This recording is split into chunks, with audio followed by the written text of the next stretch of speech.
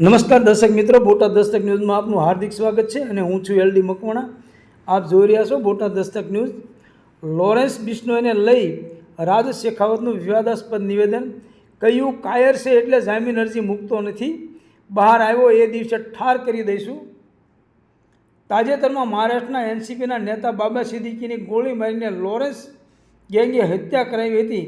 બાબા સિદ્દીકીની હત્યાના થોડા દિવસ બાદ સલમાન ખાનને જાનથી મારી નાખવાની ધમકી મુંબઈ ટ્રાફિક કંટ્રોલ રૂમને વોટ્સએપ મેસેજથી મોકલી હતી. ત્યારે લોરેન્સ બિશ્નોઈને લઈને વધુ એકવાર રાજપૂત કરણી સેનાના રાષ્ટ્રીય અધ્યક્ષ રાજ શેખાવતે વિવાદિત નિવેદન આપ્યું છે. વલસાડ આવેલા રાજ શેખાવતે જણાવ્યું કે લોરેન્સ કાયર છે એટલે જામીન અરજી નથી મૂકતો. જે દિવસે જેલમાંથી બહાર આવે એ દિવસે અમારા રાજપૂત યોદ્ધાઓ એને ઠાર કરી દેશે. આગામી 22 ડિસેમ્બરના રોજ અમદાવાદ ખાતે યોજાનારું સત્રાણી એકતા સંમેલનમાં વલસાડ જિલ્લાના ક્ષત્રિય સમાજના અગ્રણીઓને આમંત્રણ આપવા રાજપૂત કરણી સેનાના રાષ્ટ્રીય અધ્યક્ષ રાજ શેખાવત વલસાડ આવ્યા હતા. જેમણે કુખ્યાત ગેંગસ્ટર લોરેન્સ બિશ્નોએ જણાવ્યું હતું કે લોરેન્સ એક આતંકવાદી છે જે હત્યાઓને અંજામ આપે છે, ખંડણી વસૂલે છે અને ડ્રગ્સનો વેપાર કરે છે. દેશના યુવાનું ભવિષ્ય બરબાદ કરનાર કાયર માણસ 12 વર્ષથી જેલમાં છે.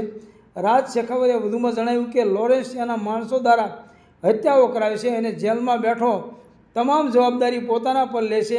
અમારા સમાજની ધરોહર અમારા આગેવાન સુખદેવસિંહ ગુગા મેળીની લોરેન્સ જેલમાં બેઠા એના માણસો દ્વારા હત્યા કરાવી હતી. અમને અમારો મુખ્ય જોઈએ છે. જેલમાં બેઠેલા એ માણસનું એન્કાઉન્ટર કરવું જોઈએ અથવા કોઈ કેદીએ તેને ઠાર કરી દેવો જોઈએ. એને ઠાર મારનાર માણસને અમે પુરસ્કાર આપીશું. ભયમુક્ત ભારત કરવું એ અમારો ધર્મ છે અને એ કરીને જ રહીશું.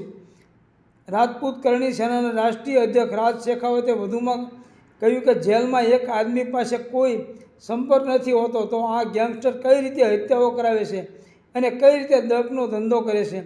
આમાં અંદરને અંદરના લોકો પણ સંડોવાયેલા હોવા જોઈએ તો જ આ શક્ય છે, બાકી કંઈ ન થાય.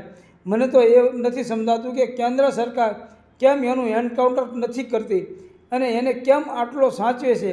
આવી ગેંગોની ખાત્મો કરવાનું કામ સરકારનું છે. લોકો કહે છે કે લોરેન્સ સમાજનો યોદ્ધો છે જે સનાતનીઓની હત્યા કરે છે. એ કઈ રીતે યોદ્ધો હોઈ શકે? તેણે અમારા મુખ્યની હત્યા કરી છે અને કાયર માણસ છે એટલે 12 વર્ષથી જેલમાં બેઠો છે. જે જામીન અરજી નથી કરતો એ જેલમાં છે ત્યાં સુધી જ સેફ છે. જે દિવસે જેલમાંથી બહાર આવ્યો એ દિવસે અમારા ક્ષત્રિય યોદ્ધાઓ એને ઠાર ન મારે તો મારું નામ રાજ શેખાવત નહીં. આ ઉપરાંત વલસાડ આવેલા રાજ શેખાવતે આવનાર નગરપાલિકાને સામાન્ય ચૂંટણીઓને લઈને પણ ક્ષત્રિયોને ટિકિટ ન મળે તો અપક્ષ લડવા માટે જણાવ્યું હતું. રાજ શેખાવતે કહ્યું હતું કે નગરપાલિકાની સામાન્ય ચૂંટણીમાં ક્ષત્રિય સમાજના અગ્રણીઓને ટિકિટ આપવામાં અવગણના કરવામાં આવશે તો તેનું પરિણામ જે તે પક્ષના લોકોએ ભોગવવું પડશે. જે પક્ષ ક્ષત્રિય સમાજના આગેવાનોને ટિકિટ નહીં આપે તેના વિરુદ્ધ મતદાન કરાવીશું. ગત લોકસભાની સામાન્ય ચૂંટણીમાં ક્ષત્રિયોની ભૂલ થઈ હતી, પરંતુ આગામી ચૂંટણીમાં આવી ભૂલ નહીં થાય તેમ જણાવ્યું હતું. તાજેતરમાં વડોદરામાં કરણી સેનાના રાષ્ટ્રીય અધ્યક્ષ રાજ શેખાવતે જણાવ્યું હતું કે ઉગ્રવાદી અને આતંકવાદીની શ્રેણીમાં આવતા લોરેન્સ બિશ્નોય ગેંગસ્ટરનું એન્કાઉન્ટર કરી દેવું જોઈએ. કેન્દ્ર સરકાર તેને શા માટે સાવરી રહી છે તે મોટો સવાલ છે. તેના કારણે દેશમાં ભયનો માહોલ ઊભો થયો છે. સૌજન્ય દિવ્યા ભાસ્કર, બોટાદ દસ્તક ન્યૂઝ, એલડી મકવાણા, બોટાદ.